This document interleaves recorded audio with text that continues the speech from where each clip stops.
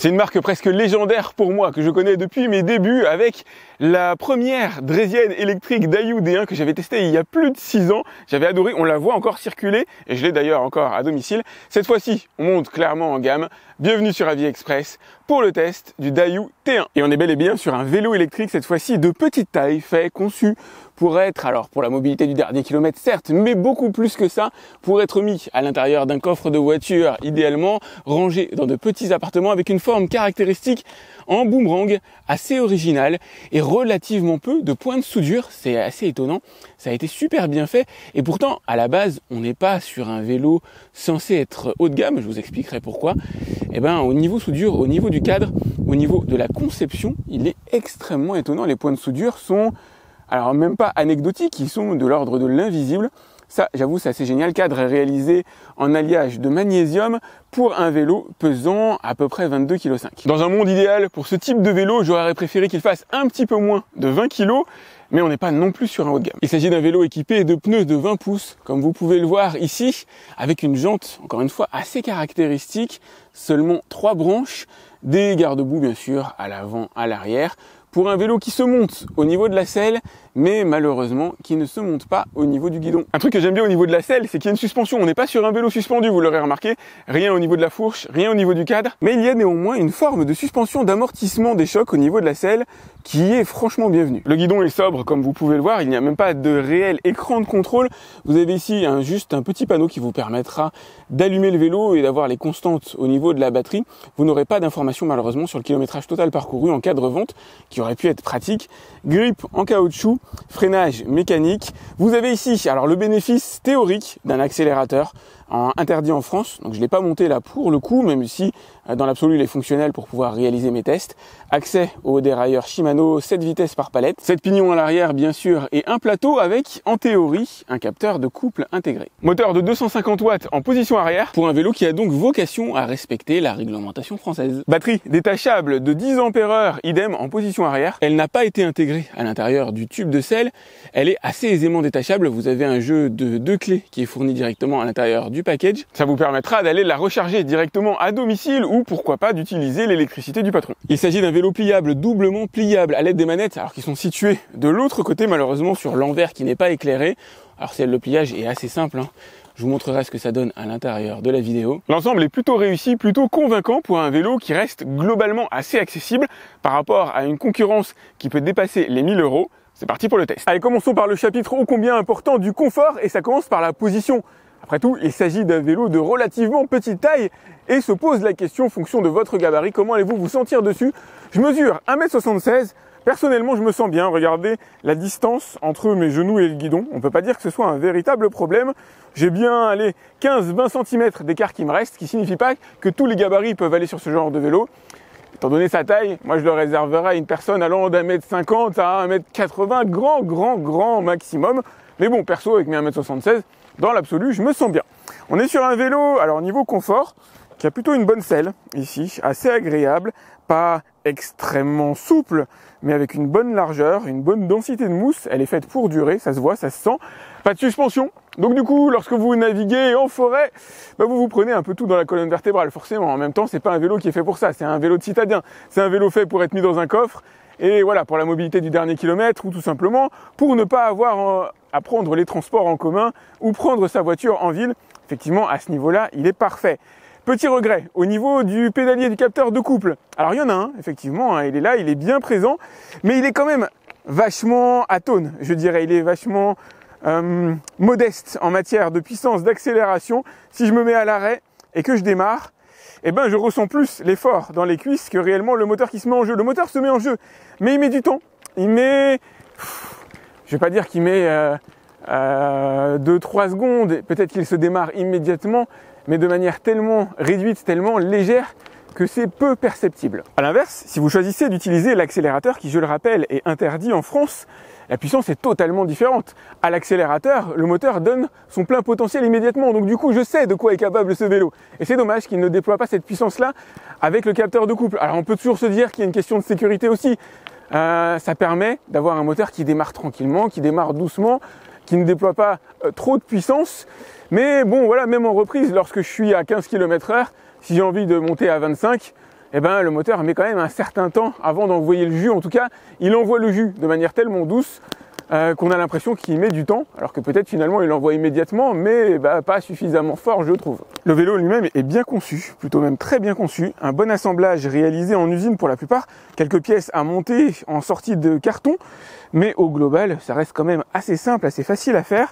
Pas de vibrations, pas de bruit parasite, on sent qu'il y a de la qualité, il y a du retour, il y a une certaine expérience de la part de Dayou sur les vélos, alors les trottinettes, les vélos ou les draisiennes électriques, qui fait que lorsque le vélo arrive chez vous, globalement, il n'y a aucun étalonnage, il n'y a aucun réglage à faire. Mention quand même négative, alors déjà à l'allumage du vélo, il faut rester appuyé au moins 5 secondes sur ce bouton, enfin c'est pas bien grave, mais surtout, il n'y a aucune autre possibilité, aucune action.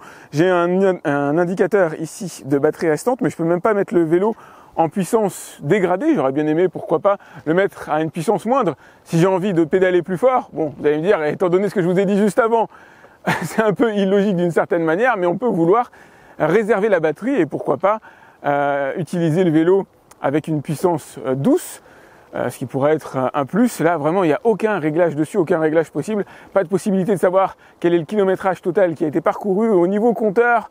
C'est quand même pas génial. Par contre, la présence du dérailleur est vraiment très appréciable. Si vous avez des côtes chez vous, alors c'était le cas lorsque j'étais là à Arcachon pour le tester, il y a quand même pas mal de côtes, c'est pas mal vallonné. Ça aide énormément d'avoir un dérailleur pour pouvoir amorcer une côte difficile. Comme je vous le disais, puisque le pédalier, lui, envoie peu de patates dès le début, d'avoir la bonne vitesse réglée, c'est quand même plutôt cool, c'est même quasiment indispensable. En tout cas, personnellement, je préfère les vélos équipés d'un dérailleur. Le pliage est relativement facile. Pour bien faire, j'aurais dû vous mettre le vélo plutôt dans ce sens-là. Vous avez une manette située juste ici avec une petite poignée. Hop, vous la tirez et vous pouvez plier le cadre. Alors relativement facilement, c'est un vélo de 22 kg, donc c'est pas extrêmement lourd. Il n'y a rien qui solidarise les deux pièces ensemble. Heureusement, on a une petite patte en bas à ce niveau-là pour venir épargner le temps que ça me revienne. Épargner le plateau. Voilà, une petite patte qui ressort pile ici, légèrement orientable pour pouvoir caler le vélo, qui tient en équilibre. Et vous allez pouvoir aussi plier le guidon. Alors, hop, un petit peu plus dur. Effectivement, dans une voiture, ça prend très peu de place. Pour rappel, j'ai mis 2 vélos à l'intérieur de mon coffre.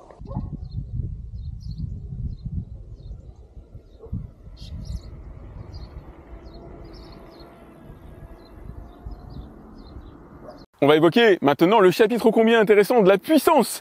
On n'est pas sur un vélo qui est fait pour vous satelliser à des vitesses de dingue, il est fait pour respecter la réglementation française.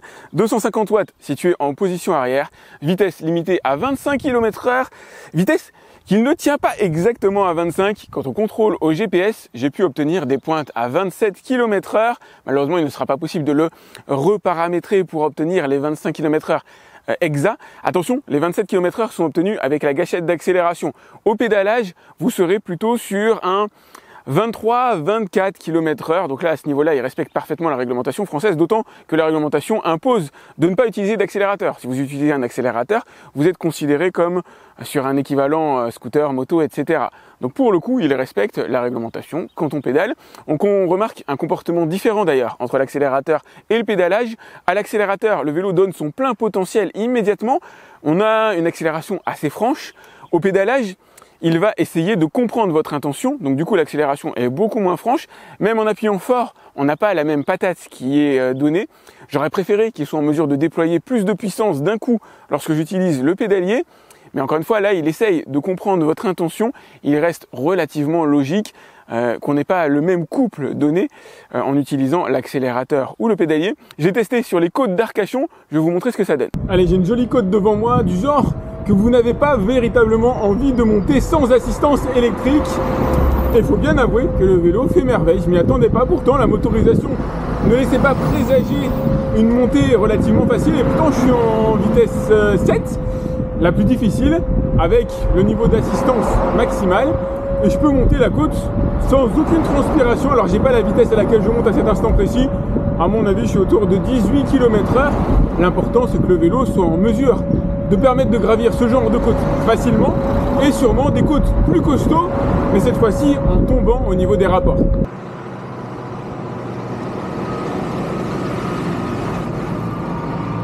Freinage mécanique sur ce vélo, même si j'aurais préféré avoir de l'hydraulique, le freinage répond très bien.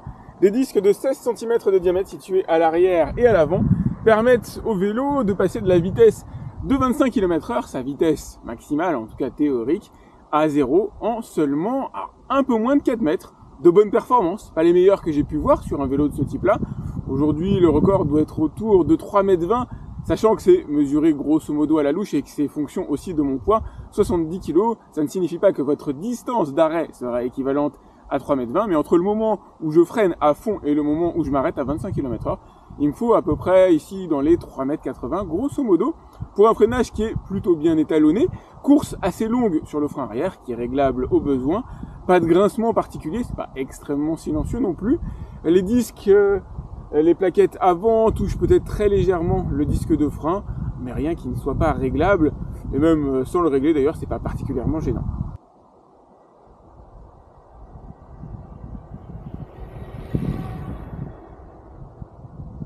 Niveau autonomie, qu'est-ce que ça donne? Batterie située en position arrière, que vous allez pouvoir retirer évidemment, et charger directement chez vous, indépendamment du vélo, ou l'emmener, comme je vous le dis souvent, utiliser l'énergie de votre entreprise, l'énergie de votre patron. Batterie de 10 ampères-heure donc, qui va vous permettre, alors, fonction de ce que vous allez en faire, de parcourir au minimum 30 km/h en full électrique, c'est-à-dire en utilisant la petite bague que vous avez ici, sans ne jamais pédaler, ce qui, je le rappelle, est interdit en France. Et vous allez pouvoir faire plus, bien sûr, si vous pédalez. Personnellement, j'estime que vous serez autour de 45 km d'autonomie avec ce vélo si vous choisissez de pédaler. C'est une estimation, tout simplement parce qu'on n'a pas les mêmes cuisses, on n'a pas forcément la même force, on n'a pas la même endurance, les mêmes manières de faire, les mêmes villes, les mêmes poids, etc. Toujours très difficile de vous dire combien vous parcourrez à peu près, mais cette fourchette, en règle générale, est la bonne.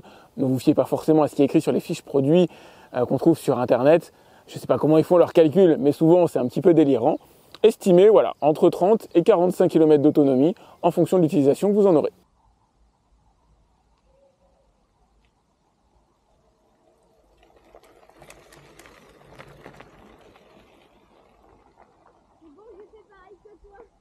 Pas mal du tout ce petit vélo signé Dayou, il fait clairement le job, bien assemblé, bien réalisé en usine, j'ai quasiment rien à régler, à lui opposer, le montage est facile, rapide, j'aurais aimé avoir un guidon montable, mais sa structure globale est bien réalisée. Moteur en position arrière, 250 watts, qui ne fait pas de miracle, mais qui vous permettra quand même de monter des côtes assez costauds en utilisant vos cuisses et le dérailleur. Si vous n'utilisez que le moteur, vous serez quand même limité au niveau de la pente ascendante que vous pourrez prendre. C'est un bon vélo qui est facile à utiliser, facile à plier, facile à ranger, relativement léger, 2 kg de moins l'aurait amené véritablement dans l'excellence à ce niveau-là. Il est maniable, il se conduit facilement, il a une autonomie tout à fait correcte, encore une fois entre 30 et 45 km, fonction de la manière dont vous allez l'utiliser.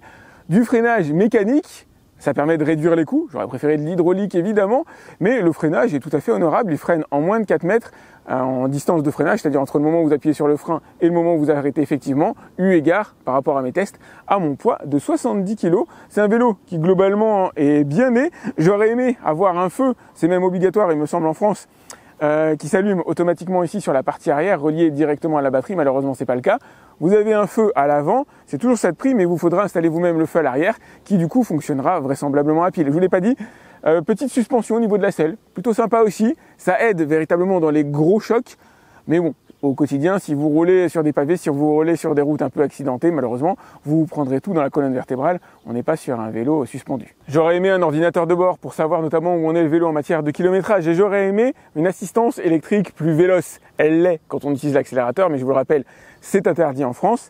Donc j'aurais aimé avoir plus de patates à l'accélération, à l'utilisation du pédalier, ou pouvoir régler moi-même cette patate, la mettre en bas si jamais je veux privilégier l'autonomie, ou forte si jamais je veux privilégier la puissance. Là, moi, je la trouve un peu juste, un peu poussive, ne permettant pas d'ailleurs d'aller à la vitesse maximale aisément, je trouve. Enfin, ça dépend. En mettant un peu de cuisse, si, on y va et on sent que le moteur est là, mais il met quand même du temps juste à se mettre en jeu. Et ça, c'est peut-être la chose qu'il aurait fallu le plus améliorer sur ce vélo. Si vous avez aimé cette vidéo, n'hésitez pas à la liker, c'est important pour moi. Pensez à vous abonner à ma chaîne si ce n'est pas déjà fait. Vous avez le lien directement dans la description pour aller voir le tarif à l'heure actuelle du Dayou T1, donc n'hésitez pas. Idem, si vous avez des questions, laissez-les moi dans les commentaires de la vidéo YouTube, j'essaie de répondre à tous mes abonnés. Quant à moi, je vous dis à très vite pour un autre test sur la Vie Express. Salut!